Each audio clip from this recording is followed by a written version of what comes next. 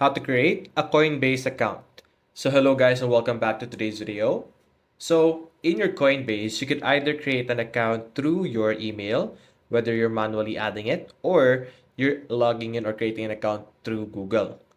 After entering those information, this is what you're going to look like, or this is what you're going to be redirected to, wherein you're going to verify your identity before you could even create your Coinbase account.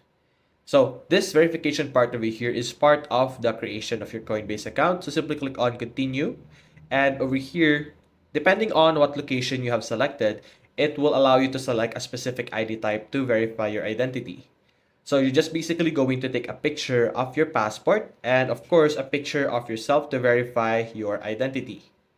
How do I get to this point? So like I mentioned earlier, I could easily create an account through our Google over here or by entering manually our email information. So after entering or selecting any of this option, you should be able to see what I saw earlier. And after completing that, you should be able to create your Coinbase account. So that's basically it, guys.